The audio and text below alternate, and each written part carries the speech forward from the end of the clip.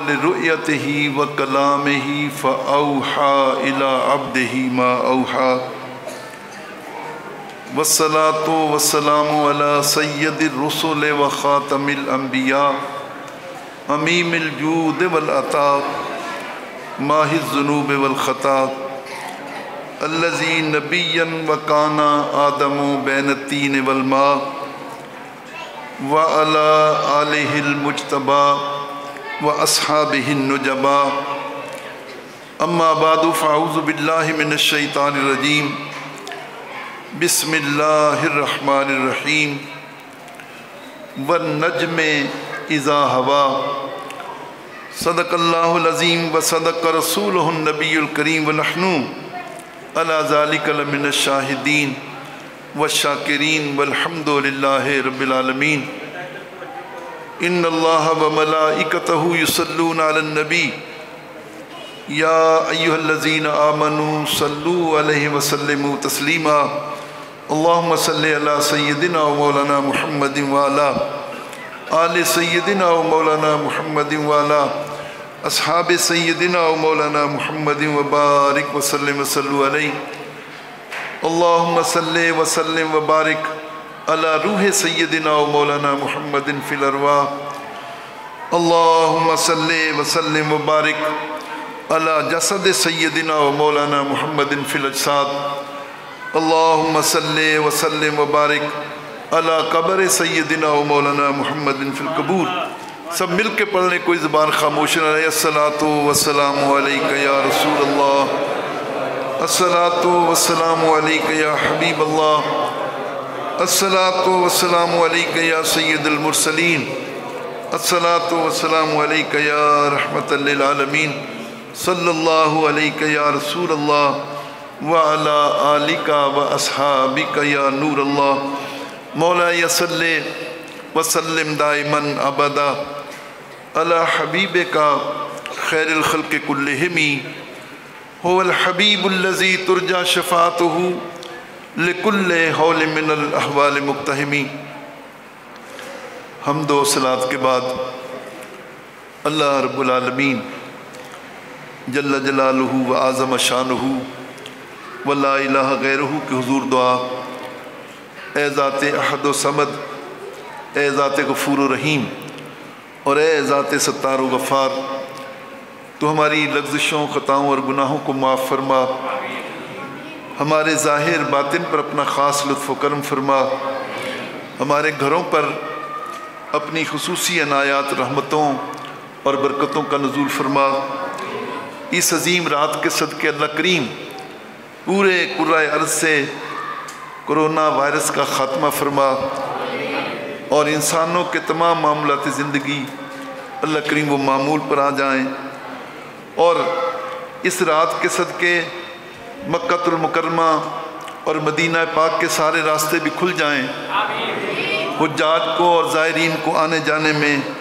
اللہ کریم آسانی عطا فرما برادر محترم و مکرم جناب محمد حسین چشتی زیدہ مجدہ کے حکم پر آج کی اس محفل پاک میں گفتگو کے لیے حاضر خدمت ہوں میں ایجوکیشن کا آدمی ہوں اور میں نے تو اپنے انداز میں ہی چند منٹ میں کوئی ضروری باتیں آپ تک منتقل کرنی ہیں اللہ رب العالمین حق بیان کرنے کی اور ہم سب کو قبول حق اور اس پر عمل کی توفیق ارزانی فرمائے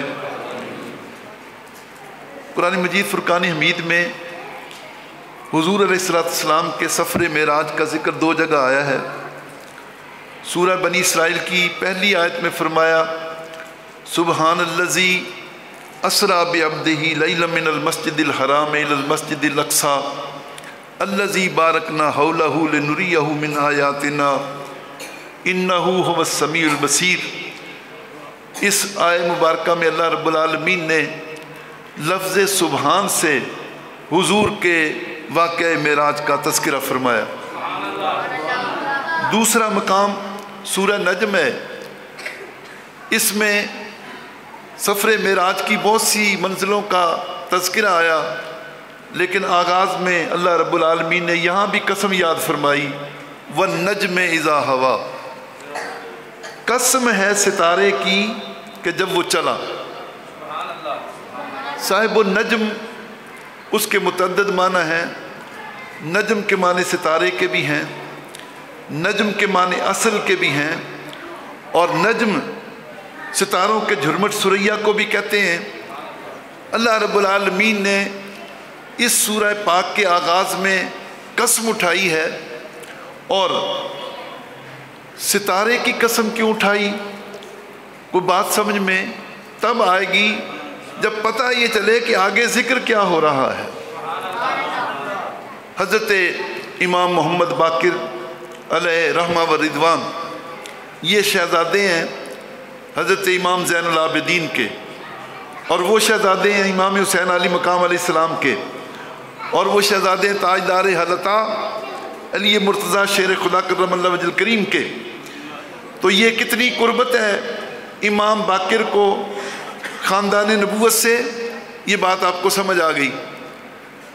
اور ان سے زیادہ قرآن کو سمجھنے اور جاننے والا کون ہے؟ وہ فرماتے ہیں وَالنَّجْمِ إِذَا هَوَىٰ. یہاں ہوا سے مراد کیا ہے؟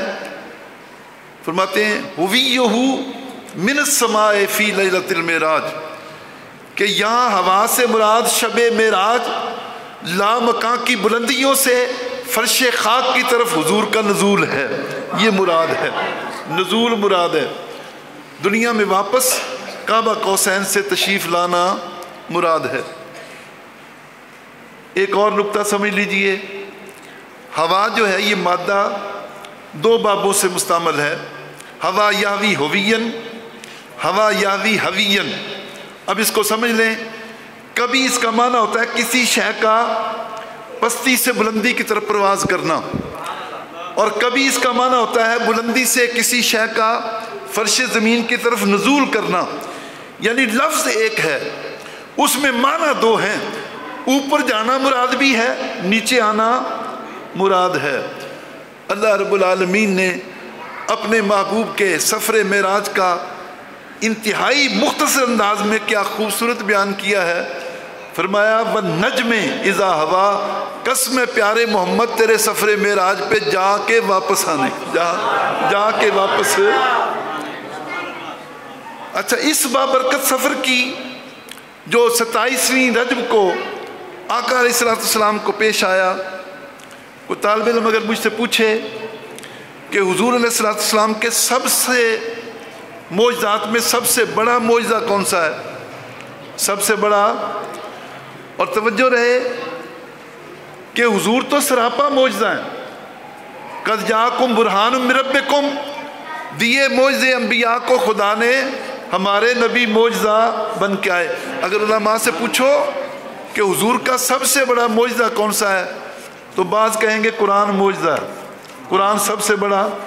یہ بھی حق اور درست ہے، لیکن میں ادب سے اختلاف کرتا ہوں کہ قرآن تو کلام اللہ تعالیٰ ہے، غیر مخلوق ہے، رب کا کلام ہے. بولو قرآن مجید کیا ہے؟ اللہ کا کلام ہے.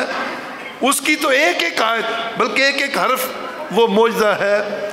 لیکن باقی معجزات میں سے سب سے بڑا معجزہ معراج ہے. بولو سب سے بڑا معجزہ معراج ہے. دو جہتیں ہیں، مکہ مکرمہ سے بیت المقدس، بیت المقدس سے 7 آسمانوں کو عبور کر کے سدرۃ المنتہا، پھر 70,000 نور کے حجابات طے کر کے کعبہ قوسین کے ایوان میں جانا. یہ ایک جہت ہے، یہ جانا ہے. پھر کعبہ قوسین کے ایوان سے چشم سر کے ساتھ رب العالمین کے حسن لم یزل کے جلوے دیکھ کر ہم غریبوں کے پاس واپس فرش زمین پہ آنا ہے. یہ دو جہتیں ہیں، ایک جانا ہے، ایک آنا ہے.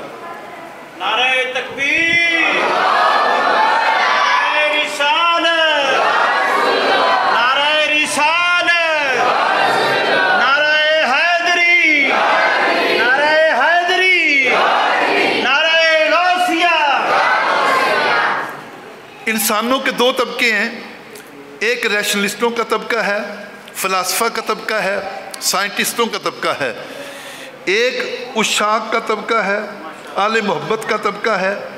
وہ جو سائنٹسٹ ہیں وہ جو فلاسفہ ہیں، وہ جو ریشنلسٹ ہیں، وہ یہ کہتے ہیں کہ کسی انسان کا بغیر کسی جہاز کے، بغیر کسی خلائی شٹل کے، بغیر کسی راکٹ کے اتنی بلندی پر جانا یہ کمال ہے، اتنی بلندی پر جانا یہ کمال ہے۔ لیکن جو عشاق ہیں وہ کیا کہتے ہیں، جو صوفیہ کرام ہیں وہ کیا کہتے ہیں؟ ان کا ذکر علامہ اقبال نے کیا ہے۔ حکیم الامت حضرت علامہ اقبال رحمۃ اللہ علیہ کے بڑے شورۂ آفاق خطبے ہیں، reconstruction of religious thought in Islam.